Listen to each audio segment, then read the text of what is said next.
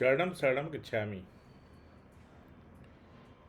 मैं राधा रमन त्रिपाठी। आज 15 अगस्त 2026, दिन शनिवार और स्वतंत्रता दिवस दोनों। तो हम कितने स्वतंत्र हुए या नहीं हुए वो तो अलग बात है, और यहाँ पर उसकी कोई चर्चा भी नहीं। हम लोग अपना काम करें, पितृभाई से नाता रखें और सबसे पहले 3 परमनाथ करें। हाँ,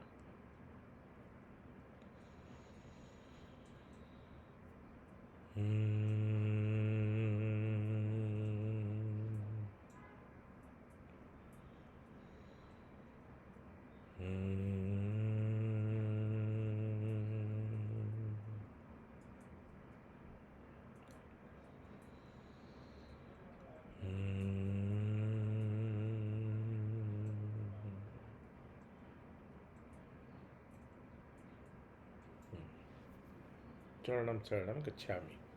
अंतिम यानी तीसरा या पांचवा जो भी आप कर रहे हों, परमनाथ करने के बाद 1-2 श्वास लेने का ज़रूरत है उसमें। हाँ, उसके बाद फिर बातचीत या कुछ भी। क्यों का कोई जवाब नहीं, बस परम जी ने बताया तो बस बताया। एक ऐसी अवस्था आती है हम सभी के जीवन में, कभी हम सड़क पे जाते हैं, हमारी गाड़ी में कोई टच कर देता है या मेरी गाड़ी से किसी को छोटी छोटी बातों पर विवाद होने लगते हैं। छोटी छोटी बातों से, फल वाले से, सब्जी वाले से, दुकानदार से, अकारण भी किसी से विवाद हो जाता है। ऐसी अवस्था में परम जी ने बताया कि आप खड़े खड़े आँख खोले परम श्वास कर लो 2 या 3, किसी को पता भी नहीं चलेगा, मन भी शांत हो जाएगा। वो बहुत आवश्यक है, क्योंकि ये प्रतिदिन, और आप तो देख रहे हैं, सुन रहे हैं न्यूज़पेपर में, टीवी में कि छोटी छोटी बात के लिए गोली चल जा रही है। पार्किंग के लिए तो आप आगे कैसे ओवरटेक कर लिए, है ना, ये सारी बातें हो रही हैं समाज में। तो उसके लिए परम योग बहुत ही लाभकारी है। तो एक बार लोगों को बताइए, इससे मन तो अपना शांत होगा ही, और जिनको बताएंगे अगर वो करेंगे तो उनका भी शांत होगा। शांत मन जो है जब रहेगा तो विवाद कम होंगे, तनाव कम होंगे। एक उदाहरण सबसे अच्छा, जब तालाब, नदी का तो जल स्थिर नहीं रहता, लेकिन जो तालाब होते हैं तो उसका जो जल होता है जब शांत होता है, बिल्कुल शांत, तो आप या मैं अपना उसमें प्रतिबिंब देख सकते हैं। आप प्रतिबिंब मतलब अपना मिरर, अपना इमेज, अपना मिरर की तरह, आईना की तरह आप उसमें ऐसे देखेंगे पानी में, तो आप अपना चेहरा देख सकते।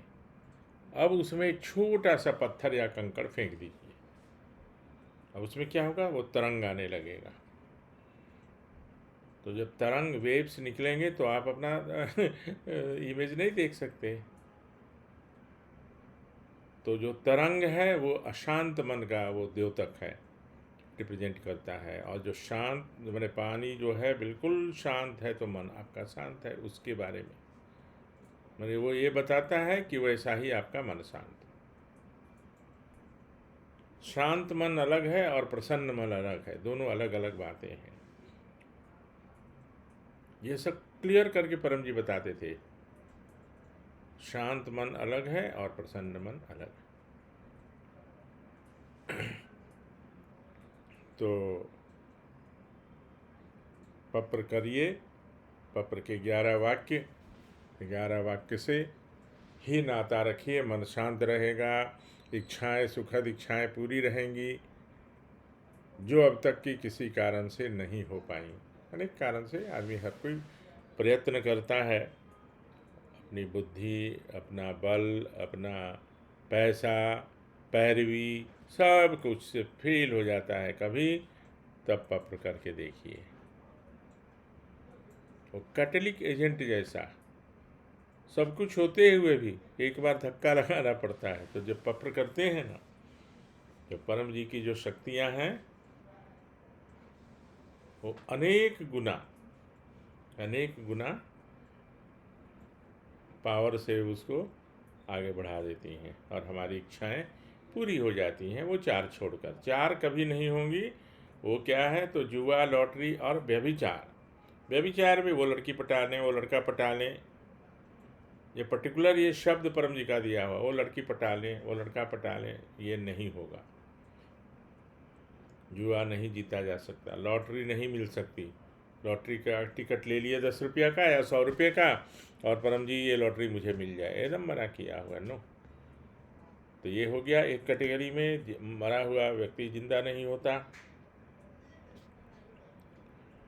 और दूसरे का नुकसान, दूसरों की हानि, आपके लिए वो दूसरा है, हो सकता है परम जी का व्यक्ति हो, इसलिए दूसरों की हानि भी मना किया हुआ है। क्या पता वो आपसे और हमसे ज़्यादा वो परम जी से वो निकट है परम जी के, तो हम उसका निकट मांगेंगे, हानि तो नहीं होगा। और अति आशा, और अति आशा में भी काम नहीं बनता। बाकी सब कुछ संभव है, बाकी सब कुछ संभव। तो पप्र से इच्छा पूर्ति, संकट का निवारण और शरीर के रोग का निवारण। और परम योग से मानसिक शांति, जिसका कोई थर्मामीटर नहीं होता। हैप्पीनेस, खुशी, उसका भी नहीं, उसको मापा नहीं जा सकता है। वो व्यक्ति स्वयं बताएगा कि वो कितने खुश हैं, कितने चिंतित हैं, कितने तनाव में हैं, क्योंकि उसका कोई हुआ ही नहीं थर्मामीटर। और आध्यात्मिक अनुभव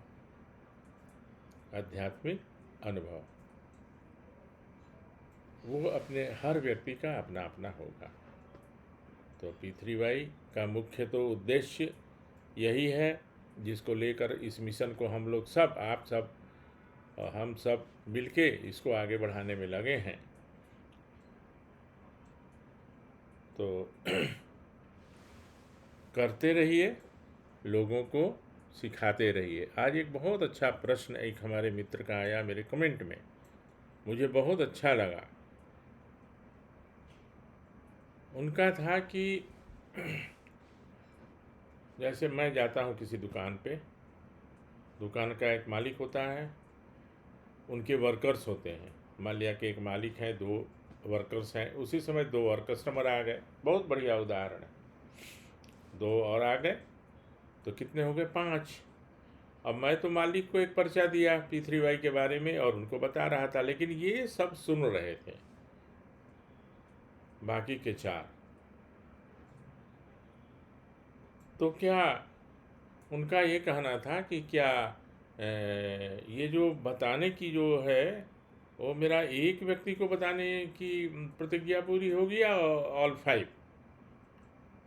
तो मैं स्पष्ट कर देना चाहता हूँ कि पूरे के पूरे 5, जिन लोगों ने भी सुना, जिन लोगों ने भी ये बात सुनी P3Y के बारे में, उन सभी को बताने की आपकी प्रतिज्ञा पूरी हुई। यानी ऐसा माना जाएगा कि आपने 5 लोगों को बताया। और जितने लोग भी सुनेंगे, जैसे कभी बर्थडे में, शादी में बहुत लोग इकट्ठे होते हैं, तो वहाँ एक बार भी बोलिएगा ना, भाई P3Y करिए, आपकी सुखद इच्छाएं पूरी होंगी। बस इतना ही काफ़ी है। तो जितने लोग सुनेंगे ना, वो सबको बताने की प्रतिज्ञा पूरी हो जाएगी। उतने लोग आपके ये माना जाएगा कि आपने इतने लोगों को बता दिया। एक्चुअली वर्ड है उसमें ना, सिखाऊंगा, P3Y सिखाऊंगा इतने कुछ नए व्यक्तियों को या 5 नए व्यक्तियों को, लेकिन वो बताने की बात है। लेकिन परम जी ने उसको सिखाऊंगा ही, जो बनाया है सो बनाया है, उसको चेंज तो कर नहीं सकते। तो एक बार बताना है। अब उसमें से अगर कुछ, मान लिया मैंने 10 लोगों को बताया, या वो जो 5 लोगों को उन्होंने बताया, अब उसमें से और कोई कस्टमर भी चाहे कि भाई क्या है, सिखा दीजिए, बता दीजिए, तो आप सिखा दीजिए।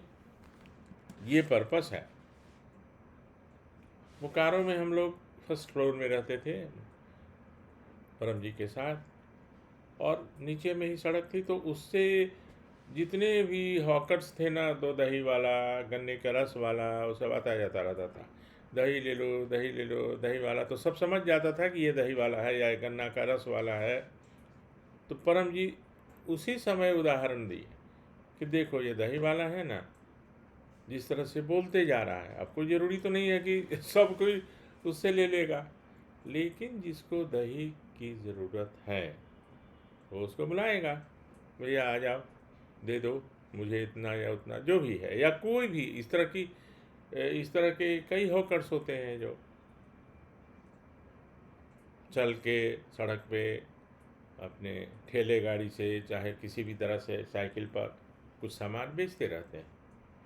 इडली वाला है तो गन्ना का रस वाला तो अक्सर गुजरता था, और उसमें एक वो लोग घुंघरू बांध देता है वो चक्के में, तो वो बजता था तो समझ गए कि वो गन्ने के रस वाला है। तो आपके द्वारा या मेरे द्वारा P3Y के बारे में जितने लोगों को भी हम बता देंगे, मेरी बातें सुन लेंगे, तो उनको ये माना जाएगा कि इतने लोगों को मैंने बताया। और ये बहुत बढ़िया प्रश्न था आज का उनका, तो उनको उत्तर इसका वैसे मैंने लिख भी दिया था, लेकिन शायद उनको ये वो वीडियो देखते हैं तभी तो उनको ये सब समझ में आता है, तो बड़ी अच्छी बात है उनके लिए। और उनसे निवेदन भी है कि वो खूब प्रचार करें। और परम जी का एक 2-2 वर्ड का, 3-3 वर्ड का सेंटेंस बनाया हुआ है प्रचार के लिए, ईमेल के द्वारा, व्हाट्सएप के द्वारा कोशिश करिए, लोगों को भेजिए। व्हाट्सएप का ग्रुप तो करीब करीब सभी लोगों के पास होता है। Do P3Y, you will get mental peace, बस इतना भी काफ़ी है। Do P3Y, your pleasant desires will be fulfilled. P3Y करिए, आपकी सुखद इच्छाएँ पूरी होंगी। ये सब सेंटेंस है, ये इतना ही लिख के 100 आदमी को भेज दीजिए, तो आपको 100 लोगों को बताने की प्रतिज्ञा पूरी हो जाएगी। एज इफ कि आपने 100 लोगों को बताया या 500 लोगों को बताया। वो करें नहीं करें वो अलग बात है, आपने तो बता दिया। अब उसमें से अगर कोई आपको कांटेक्ट करते हैं कि हाँ ज़रा बताइए व्हाट इज़ दिस या व्हाट इज़ P3Y, तो उनको बताइए। मैं ट्विटर पे बहुत एक्टिव हूँ, 4300-500 के करीब मेरे फॉलोअर्स हैं, तो मैं ट्विटर पे भी भेजते रहता हूँ यही वीडियो भी या और भी कुछ। तो कुछ लोग पूछते हैं कि ये P3Y क्या है, तो फिर तब मैं उनको डिटेल में बता देता हूँ कि क्या है। लेकिन मेरा तो 4000 जैसे मैं पोस्ट करता हूँ ना, तो एक ही बार में 4000 लोगों को बताने की प्रतिज्ञा हमारी पूरी हो जाती है, तो मेरा एडवांस में ही रहता है। और वो आपके सेविंग्स अकाउंट जैसा आपके अकाउंट में जमा होते रहता है। आप ज़्यादा भी लोगों को बता देंगे तो आपका वो बैलेंस होता रहेगा, कभी नहीं बता पाएंगे तो उससे वो एडजस्ट होगा। बहुत साइंटिफिक परम जी ने बताया है और बनाया है। अब आपको एक धर्मशाला की कहानी पिछले 4-5 बार मैं इस श्रृंखला में, इस सीरीज में बताया हूँ, लेकिन आज मैं फिर से बताने वाला हूँ किसी के लिए। धर्मशाला हिमाचल प्रदेश में एक जगह है, और वहाँ से ऊपर 6-7 किलोमीटर मैक्लोडगंज है। मैं वहाँ भी गया हूँ, लेकिन परम जी के साथ मैं धर्मशाला गया था किसी खास पर्पस के लिए। वो पर्पस था, एक गोयल साहब वहाँ के डिस्ट्रिक्ट जज थे जो रिटायर हो चुके थे, और परम जी के संपर्क में ऐसे आए कि उन्होंने एक फ़ैसला दिया, और डिस्ट्रिक्ट जज से ही शुरू होती है, डिस्ट्रिक्ट एंड सेशन जज से, कि जो फांसी की सज़ा दे सकते हैं। तो किसी अपराध में उन्होंने किसी को फांसी की सज़ा दे दी, और उनका जो ये था ना रेजिडेंशियल जो रेजिडेंस जो था वो थोड़ी ऊंचाई पर था, और नीचे से सड़क, पहाड़ी का जो सड़क जो होता है उस तरह से। मैं गया हूँ परम जी के साथ वहाँ, इसलिए मैं, मेरे आंखों के सामने वो सारा दृश्य है। और जब उनके एक सहयोगी, डिस्ट्रिक्ट जज तो एक ही होते हैं एक ज़िला में, लेकिन एडिशनल डिस्ट्रिक्ट जज भी होते हैं, तो वो बैठ के चाय पी रहे थे और वो जो रियल अपराधी था वो सड़क पे उससे गुजर रहा था, तो इन्होंने दिखाया गोयल साहब को कि देखिए, आपने जिसको, मैं जब मिला था तब रिटायर हो चुके थे, लेकिन ये जो जब की घटना थी ना उस समय वो कुर्सी पर थे, तो आपने जिसको फांसी की सज़ा दी है वो तो बेचारा निर्दोष है, और ये देखिए असली अपराधी जो है वो घूम रहा है। ये बात इनको ऐसी लगी गोयल साहब को, पुराना उनका जनेश्वर गोयल था, कोई बोलने में कोई दिक्कत नहीं है, परम जी स्वयं बोलते थे, तो वो इतने दुखी और माने चिंतित हुए कि वो डिप्रेशन में चले गए। और धर्मशाला में परम जी के बहुत लोग हैं, जैसे एक तो महाजन हैं, महाजन की फैमिली है, वो गए भी हैं वहाँ बोकारो मेरे यहाँ, परम जी ने बुलवाया था उनको। एक गौतम करके सूरत से थे, बैंक के मैनेजर थे किसी प्राइवेट बैंक के, उनको भी बुलाया था उन्होंने। तो सबको परम जी बोकारो बुला के और कुछ न कुछ उनकी मंशा होगी, उनकी कुछ योजना होगी, और मुझे, मेरे जैसे साधारण व्यक्ति को उन्होंने अपना एडवोकेट चुना। उसके पीछे भी कुछ कारण रहा होगा। परम जी के लिए किसी भी एडवोकेट को हायर करना तो कोई दिक्कत नहीं थी, लेकिन उन्होंने मुझे चुना, ये तो बहुत बड़ी बात है मेरे लिए। और आज तक भी मैं लगा हूँ। बहुत जल्दी 300-350 पत्र जाएंगे पूरे भारतवर्ष में, जिसमें सुप्रीम कोर्ट के 63-65 जजेज हैं, पूरे हाई कोर्ट के सभी चीफ जस्टिस को, सभी कैबिनेट मिनिस्टर्स को, ऑल चीफ सेक्रेटरीज को, all secretary to government of India को, जिसमें परम जी के साथ जो कुछ ज़्यादतियाँ हुई वो सब मैं शुरू कर दिया हूँ बनाना, लेकिन थोड़ा टाइम, 1 हफ्ता लगेगा। और इसमें 20-25 हज़ार का एक्सपेंसेज भी है, क्योंकि वो मोटी फाइल हो जाएगी। बहुत सारे जो पहले पत्राचार किया हूँ ना, सबकी कॉपी करके करीब मिनिमम 300 तो जाएंगे। तो एक पूरे देश में मैं लोगों को ये जानकारी देना चाहता हूँ कि देखिए क्या क्या हुआ है और क्या होना चाहिए था। चुप बैठने से तो चलेगा नहीं, और मैं थोड़ा ज़िद्दी भी व्यक्ति हूँ। मैं भयभीत भी नहीं होता किसी से, क्योंकि मैं एकदम बिल्कुल सही रास्ते पे रहता हूँ। मुझे किसी से भय नहीं लगता, अब चाहे कोई भी हो, कितना बड़ा आदमी हो। बड़ा आदमी तो मैं किसी को समझता नहीं हूँ परम जी के सामने, मेरे लिए परम जी ही एक बड़े आदमी हैं। तो हाँ, मैं भटक गया थोड़ा। तो वहाँ जब गए तो उनका एक प्रयोजन था, और 3 ही लोग हम लोग गए थे दिल्ली से, अपनी गाड़ी से गए थे। वो पूछे परम जी कि चलोगे धर्मशाला? कि परम जी आप जहाँ कहेंगे वहाँ जाएंगे, धर्मशाला क्या। और मुझे तो शौक़ था घूमने का, और साथ में परम जी जब होते थे ना तो पूरी रास्ता हंसाते रहते थे, कुछ बताते रहते थे, अनेक बातें, तरह तरह की बातें जो कभी याद आती है कभी नहीं आती है, तो मैं कोशिश करता हूँ कि उसको नोट कर लूँ। जैसे अभी एक बीच में बोल देता हूँ फिर भूल जाऊँगा। जैसे पत्र हमारी इच्छा कैसे पूरी करती है, हमको स्वस्थ क्यों रखता। तो एक बार गाड़ी में ही परम जी ने पूछा कि अच्छा, तुम्हारा कोई जो सबसे अच्छा काम करने वाला है वो बीमार हो जाएगा, जो तुम्हारा वर्कर है या तुम्हारा एम्प्लॉई है, तो क्या करते हो? क्योंकि परम जी मैं उसको जल्दी चाहूँगा कि मेरा ठीक हो जाए, क्योंकि मेरा काम का नुकसान ना हो। बोले कि बस बस यही होता है पृथ्वीवाई में, जो अच्छे प्रचारक होंगे, दिखावे वाले नहीं, जो अच्छे प्रचारक होंगे उनकी रक्षा और उनकी सुरक्षा पृथ्वीवाई करता है। वो उनको बीमार कम से कम होने देगा। बीमार होना कोई बहुत बड़ी बात नहीं है। अब ये कुछ लोग बोले कि अरे हम तो पृथ्वीवाई करते हैं, हम बीमार कैसे हो गए, आप कैसे हो गए।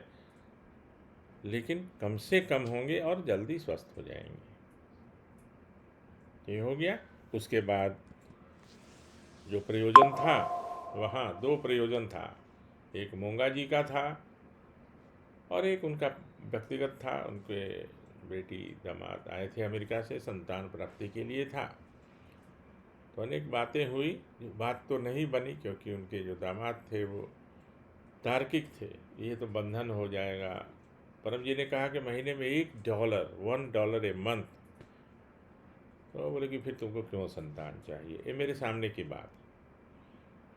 वैसे ये व्यक्तिगत था उनका, लेकिन ये कि मतलब हमको संतान चाहिए। जब डॉक्टर ने फेल कर दिया, वो भी यूएसए का डॉक्टर, वो तो भी होता, लेकिन क्योंकि मेरे पास कई उदाहरण हैं ऐसे, लेकिन $1 महीने का भी, बाप रे।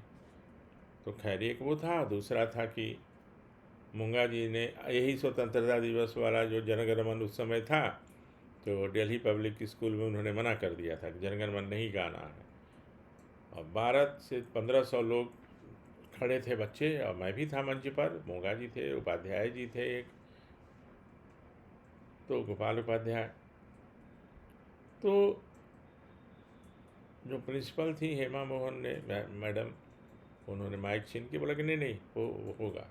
सबकी बेइज्जती करवाया इन्होंने। मिस्टर मोंगा, जसवंत मोंगा मानते थे कि मैं आईपीएस हूँ, ये हूँ, लेकिन बकवास थे। मैं अभी पूरे हृदय से बोल रहा हूँ।